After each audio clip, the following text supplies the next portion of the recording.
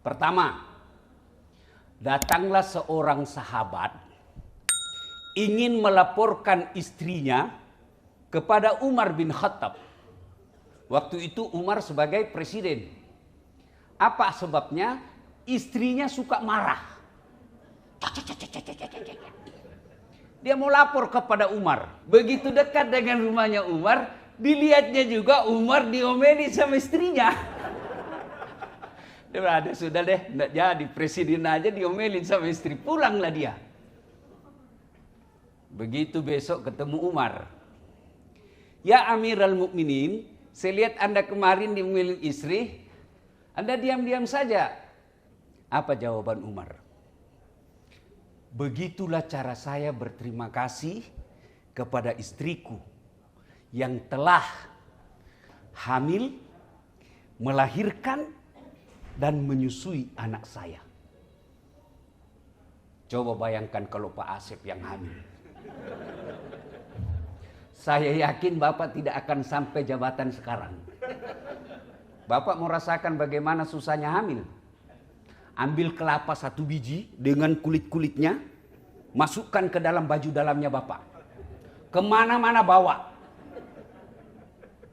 Coba rasakan. Ibu-ibu masih ingat waktu hamil? Masih? Berapa lama? 9 bulan 3 hari. Berapa kali? Ada yang 4, ada yang 9, rata-rata 2. Ya kan? Nah, selama hamil 9 bulan 3 hari itu, ibu-ibu pernah enggak tengkurap? Pernah enggak? Bayangkan Pak, 9 bulan tahan tidak tengkurap. Bapak-bapak, 1 bulan aja enggak tengkurap Pak, pusing.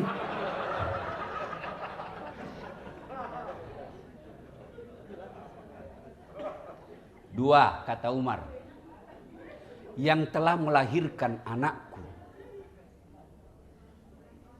Ibu-ibu masih ingat waktu melahirkan? Apalagi ibu-ibu senior, kalau sekarang kan dia mau atur tanggalnya, dibelah aja dok. Ya kan? Kalau ibu-ibu dulu, dia melahirkan secara manual.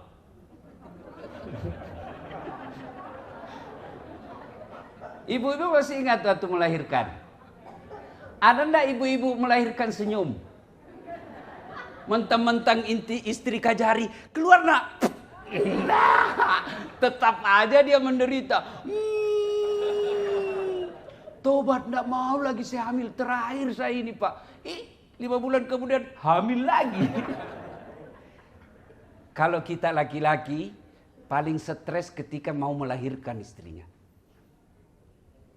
Itu pun masih sempat merokok. Ya kan? Kalau ada suami yang tidak tahu menghormati istrinya, suruh ingat waktu istrinya melahirkan. Pilihannya hanya 2. Kalau tidak setengah mati, mati sekalian. Ya kan Bu? Yang ketiga, menyusui. Masih ingat waktu menyusui? Masih? Apalagi waktu usia 6-7 bulan. Tumbuh giginya kan? Ya Bu? Iya kan? Apa begitu? Dibujuk tuh. Anak lepas. Apa digigit? Hei, kok gigit saya? Kurang ngajar ini. Enggak. Siang anaknya, malam bapaknya. Inilah sebabnya sehingga Nabi ketika ditanya, ya Rasulullah, setelah Allah dan Rasulnya, siapa yang saya taati? Maka Nabi menjawab, ibumu kandungan, ibumu melahirkan, ibumu menyusui.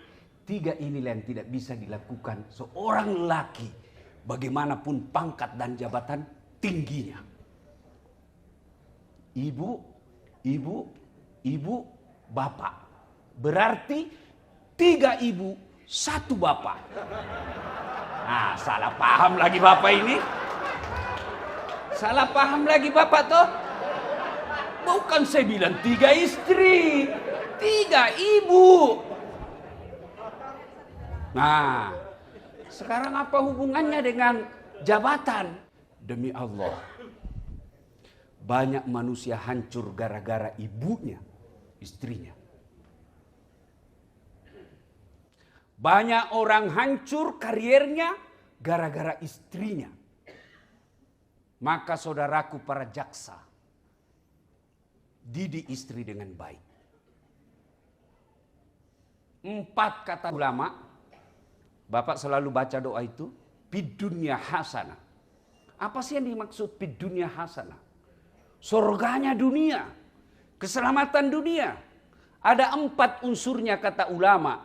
1 diantaranya istri yang soleha. Istri yang soleha itu bukan yang anak pejabat, bukan anak yang konglomerat, bukan yang cantik, tapi apa? Yang mulia akhlaknya. Kalaulah tidak mulia akhlaknya, jadi hedon, komporin suami, itu yang biasa menghancurkan. Istri, kita para suami bisa sukses kalau istri di rumah buat kita tenang. Saya Pak Kajati, Rob, bisa ceramah seperti ini bukan karena saya hebat, tapi karena istri saya selalu menenangkan jiwa saya. Bagaimana saya mau ceramah kalau misalnya sudah mau masuk ruangan, tiba-tiba dia WhatsApp, anakmu kesetrum. Mana bisa lagi kita konsentrasi, Pak? Para jaksa mau masuk ke ruang persidangan, tiba-tiba istrinya nelpon, wih, anakmu kecebur kolam, saya bawa sekarang. Kok bisa? Saya lagi main game, dia masuk ke kolam renang. Itulah jasanya para istri. Maka hargai istri bukan dengan memberikan berlian semata. Tapi apa? Didik. Tidak ada gunanya duit perhiasannya banyak kalau akhlaknya tidak agut. Kita mau punya istri soleha, tapi kita tidak punya waktu untuk mendidiknya. Dan kalau istri kita jahat, bukan cuma di dunia kita hancur, di akhirat Bapak akan dicari sebelum istrimu masuk neraka.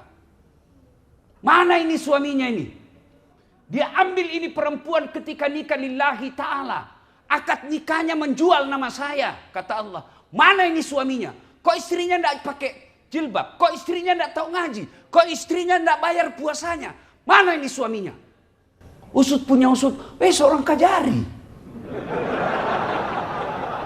Kau terlalu sibuk kejar pangkat duniamu. Kau lupa didik istrimu. Ku ampusakum wa ahlikum nara, kata Allah. Kau dulu masuk neraka baru istrimu. Maka didik istri, Pak. Kewajiban kita mendidik, bukan memberi hidayah.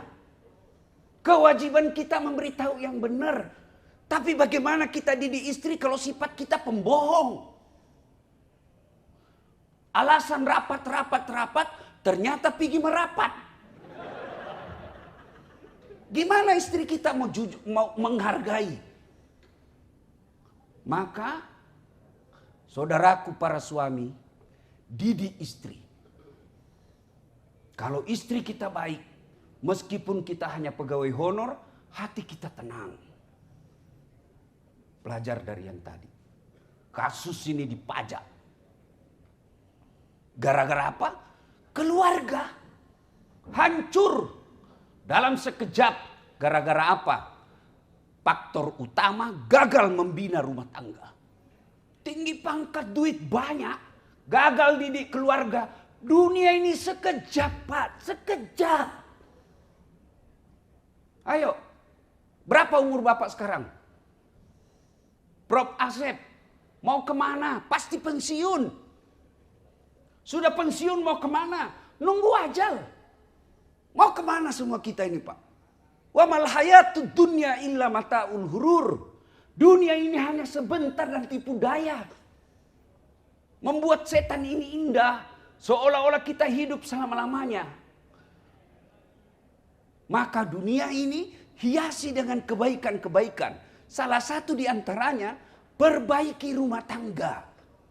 Itu dulu kesuksesan rumah tangga.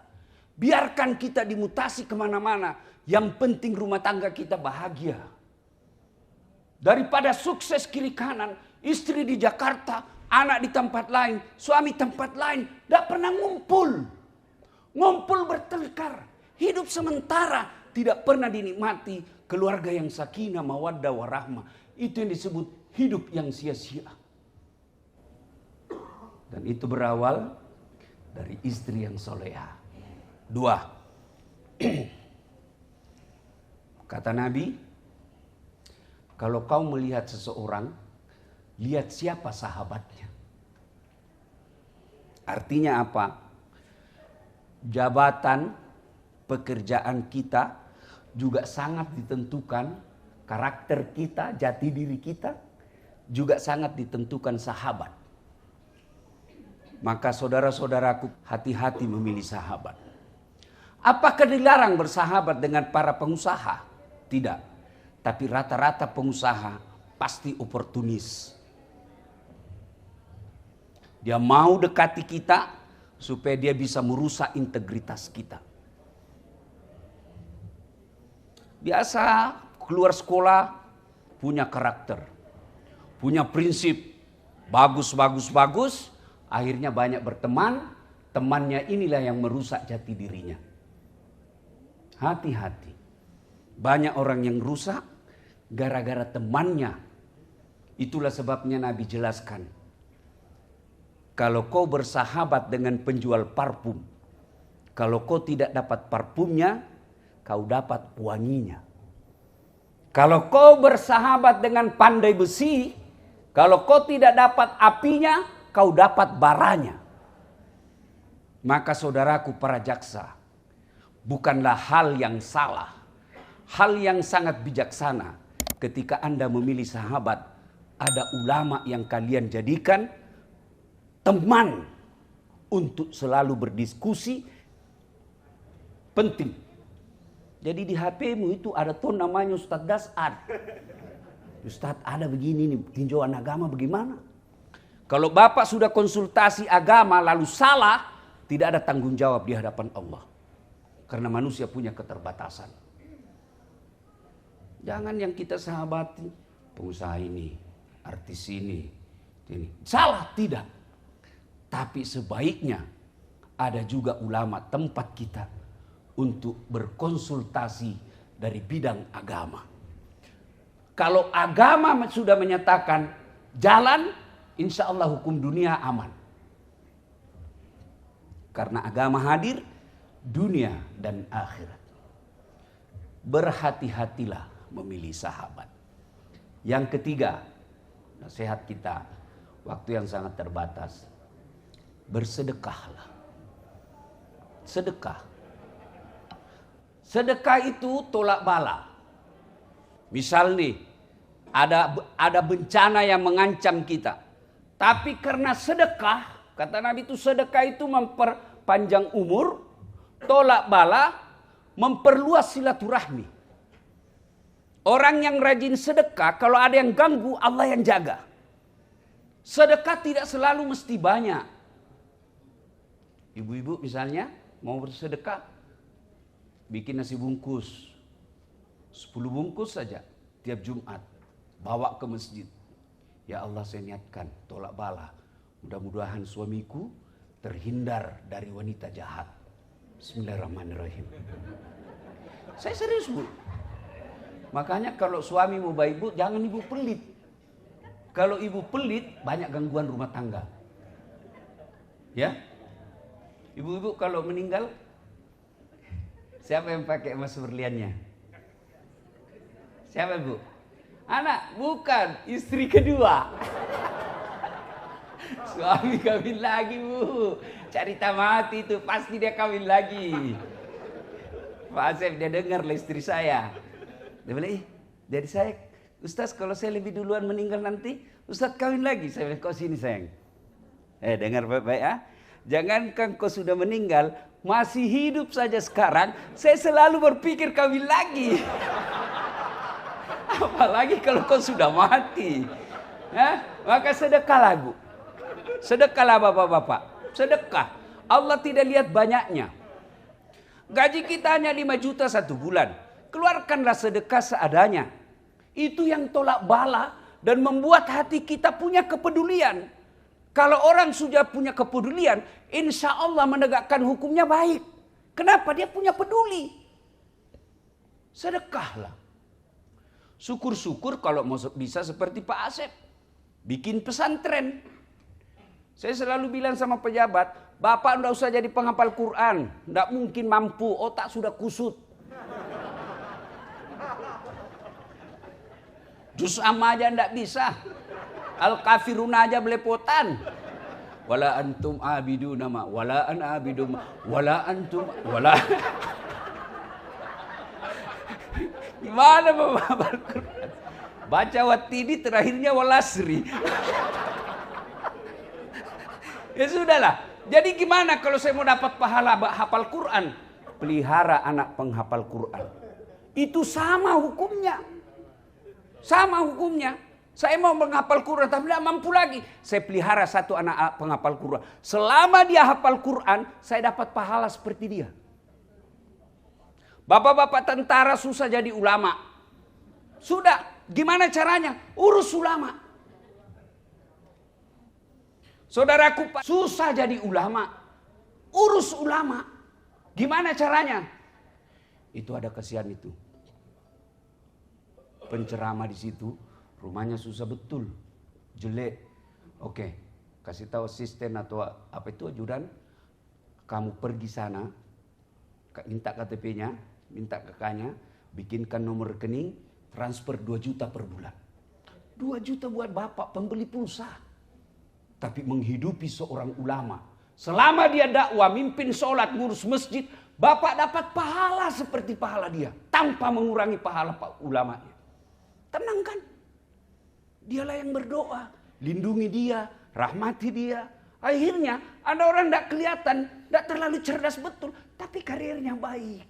Orang senang dia di kantor. Kehadirannya rahmatan lil alamin. Kenapa? Karena doa-doa orang yang dia santuni. Jangan terlalu pelit. Tidak ada orang suka orang pelit. Bahkan orang pelit sekalipun tidak suka sama orang pelit. Benar Pak. Jangkau ke rumahnya pelit. Padahal dia juga pelit. Itulah jeleknya pelit. Saya ingin berlama-lama tapi waktu yang terbatas. Terima kasih. Mudah-mudahan ada manfaat. Usikum wa nafsi bittaqwallah. Pastabikul khairat. Assalamualaikum warahmatullahi wabarakatuh.